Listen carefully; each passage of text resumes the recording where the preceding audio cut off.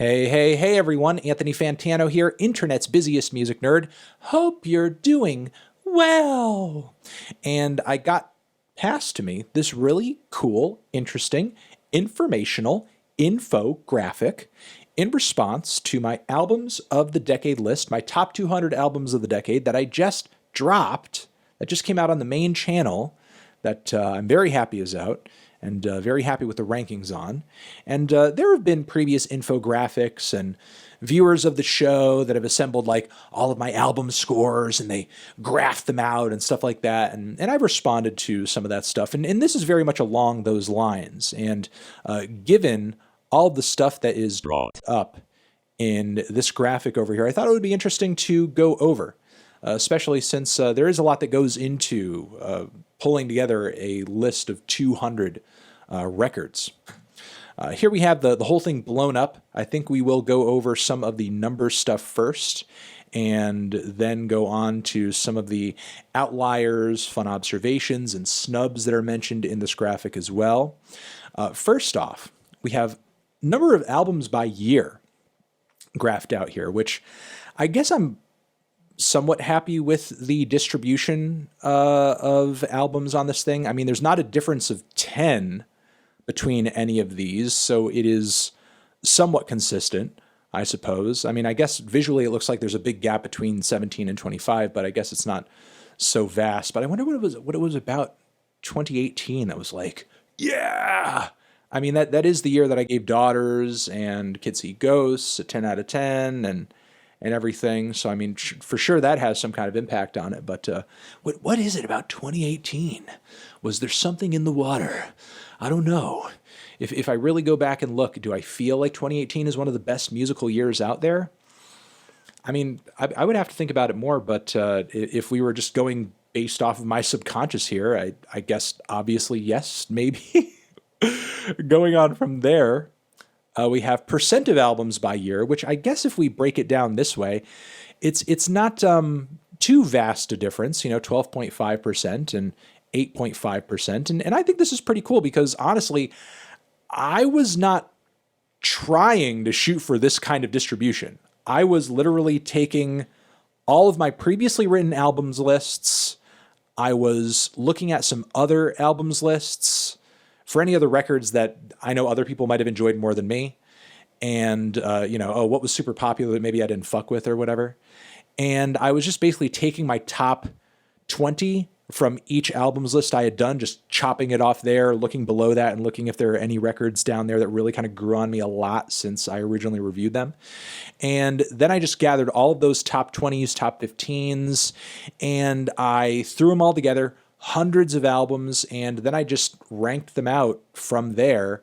Certainly I started off with an even distribution of each year, but it didn't need to end that way, you know what I mean? Because obviously there are some years that lost more records than others. But it's still cool that I ended up with this sort of even distribution. I could have easily just like totally cut out one of these years outside of a few records, maybe because people don't care about, or my audience or people outside of my audience don't care as much about those records as I do. But ultimately this was all based on my personal feelings and emotions on these records. And looking at the average album rank by year, it's somewhat evenly distributed too. Maybe it seems like it's a smaller difference in numbers here because of the way the graph is depicted, but still, I guess 88 or rather 77 to about 130 or so is not so great of a difference that I'm particularly worried or sweating over it or anything like that. It seems like everything was kind of given its due, I suppose. Going on from there, let's look at some more numbers. Number of albums by score, 100% of the 10s, 78% of the 9s, 24% of the 8s, and only 3% of the 7s that were reviewed this decade placed. So that's interesting. Percent of albums by score, yeah, now we have it sort of presented this way. I suppose that makes sense. I mean, in a list of my highest ranked albums, a majority of those records, if it's a list of 200 and I'm kind of widening it out that far, I haven't given out 200 9s or 10s over the course of the decade. So, of course, I think a bulk of that is going to be made up by 8 out of 10s or records that I originally gave an 8 out of 10 and may have grown on me since then. Average album rank by score. Okay. 3, 10. Okay. Ranking up very high if it got a 10. I see. Okay. Yeah, I suppose. Makes sense. And the last numbers over here, number of albums by genre: hip hop, pop, rock, folk, electronic, metal, hardcore, experimental, soul, jazz, ambient. Okay. Number of albums by genre. That's pretty cool. That's a cool mix. It's a somewhat wide array of styles here, but, obviously a majority of it, and I will, say this and admit this, and look, you guys know this because these are the reviews you click on the most.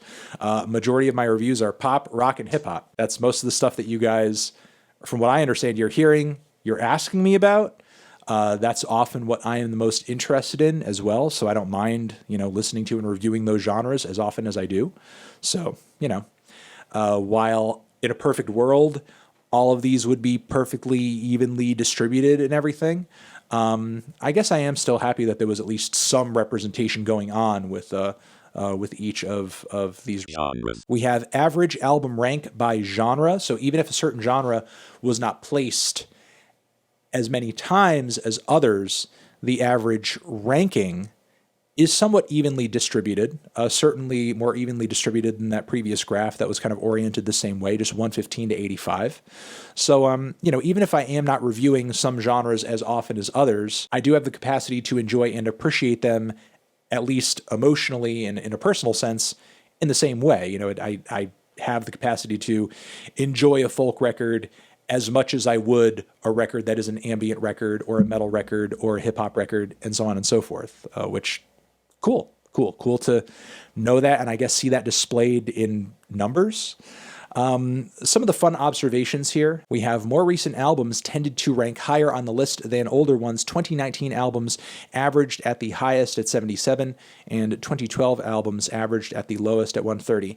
Now, I think this is kind of an interesting thing. It might be worth going back to this list and maybe doing a bit of a re-ranking or something like in 2025, when it's 5 years down the road, all of these records.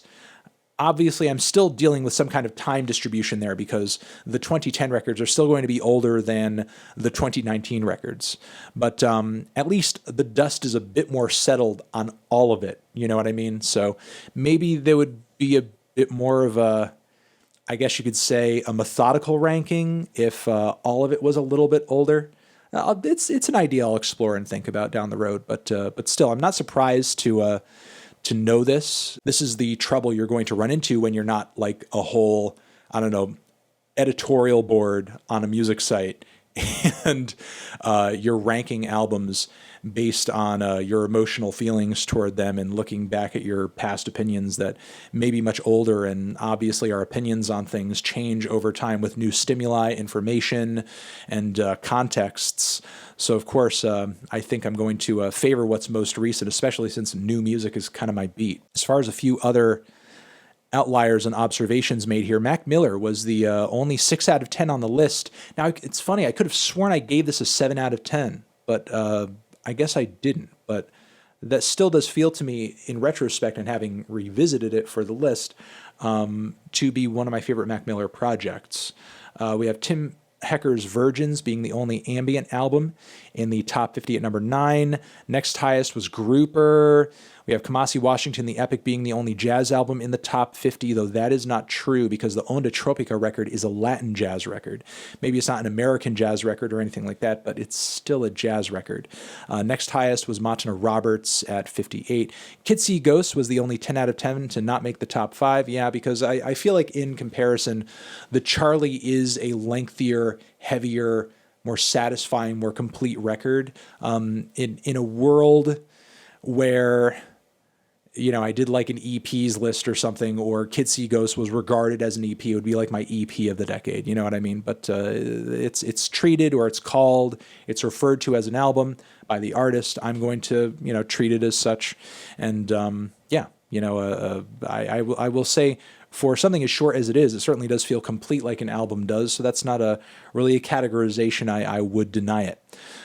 We have Little Women's Throat, which was the 9 out of 10 that landed the lowest in the rankings, which I'm not too surprised by because my opinion of that album has waned over the years, and as has, I think, another 9 out of 10, that pop group record I reviewed a little while back, which I've also spoken about publicly, not having been exciting to me as of late as it was when I originally reviewed it.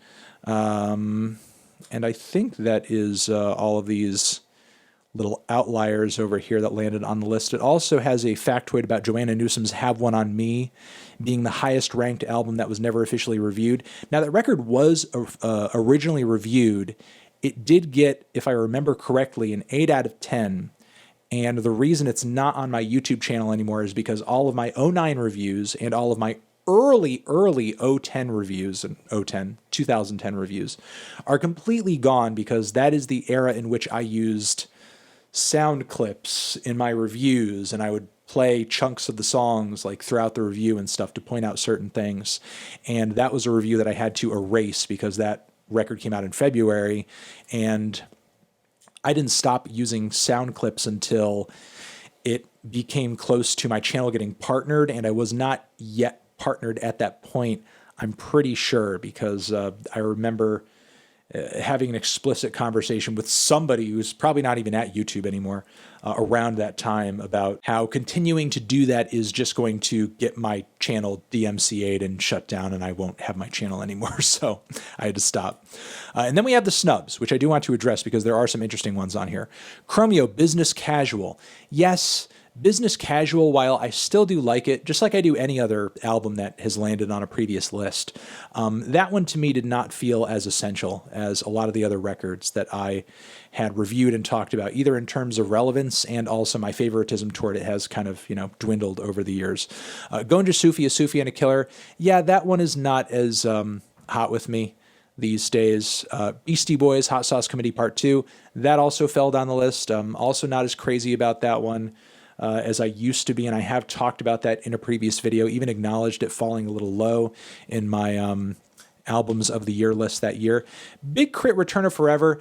I do love that record, but I felt like the one album I put on the list from him kind of sufficed, and I didn't want to repeat too many artists, too many records from the same artists over and over and over, because honestly, if I did, my top 10, my top 15 would be fucking looking like Death Grips, Kendrick, Swans, Death Grips, Kendrick, Swans. And to me, that's not what's really fun about music of the past 10 years. If that is all the music I had to listen to over the past 10 years, as much as I love Swans, as much as I love Death Grips, as much as I love Kendrick, I would want to die and give up on music completely. Variety is the spice of life. And, to me, that is what was fun about my list, or fun about doing my list. We also have Disma, Towards the Megalith. I found out that band has some pretty problematic ties since having done that review, and that is why that record stayed off the list.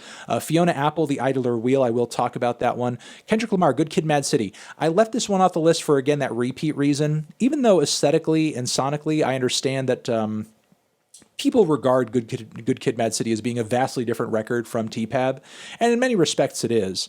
I feel like if you're not loving one, come on. If you love one, you love the other. To me, they're both thematic story albums, even though one is a bit more of a direct narrative than the other. And in that respect, I find T-Pab to be the more respectable, or at least the more enjoyable record. If I had to repeat another Kendrick record on this thing, it would be Section 80, or it would be like Untitled maybe, because I see those records as being a lot different in concept. They just didn't end up ranking high enough. Look, it's not that I don't enjoy Good Kid, Mad City. I do, but I felt like adding it once more to this list wasn't entirely necessary.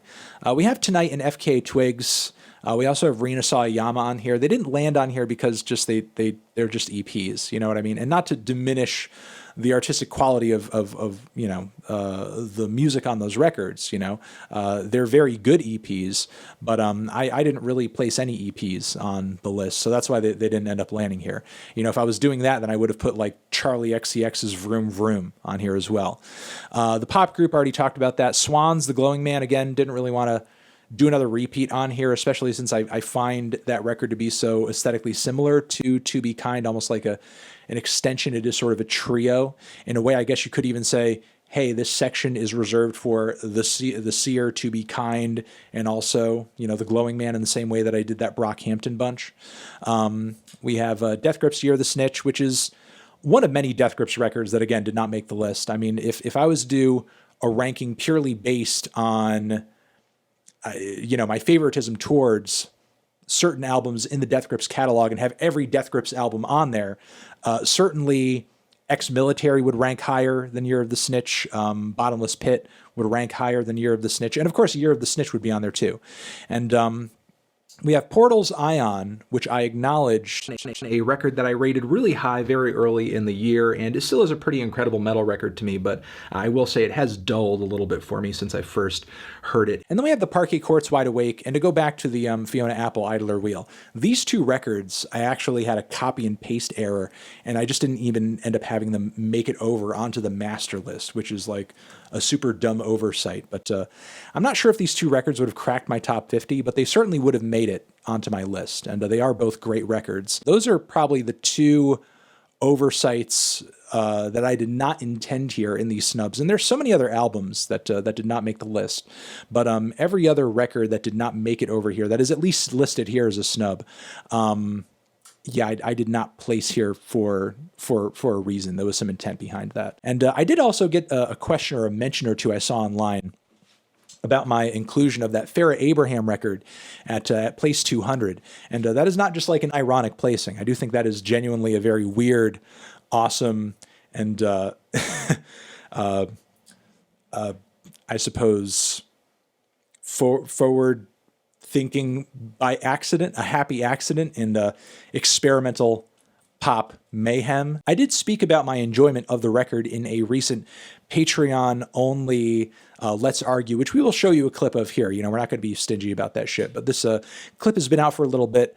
I've been praising this record for a little bit. You know, I would like to think of it as Farrah Abraham walked so that 100 gecs could run, is basically my feelings on it. Let's roll the clip. My Teenage Dream Ended by Farrah Abraham is an underrated piece of outsider music and predated PC music, 100 gecs, and Charlie XCX's current output by a few years. I mean, it predated some of these things by a little more than a few years. It's actually pretty incredible what that record was ahead of the curve of. In some respects, it really was the shape of pop to come. And as weird as that record is, and as unlikely the success of that record, very far post-release, has been, I don't know. I really just have so much respect for it. It just kind of gets better and more relevant with every passing year. So there you have it. And those are essentially all of my thoughts on this cool bunch of information stashed over here. Thank you to the Reddit user who pulled it all together. Again, we will link you to this page. And thank all of you for watching, fucking with me, caring about what I do. You're the best, you're the best, you're the best. Over here next to my head is another video that you can check out. Hit that up, or the link to subscribe to the channel. Anthony Fantano. Graphs, stats, forever.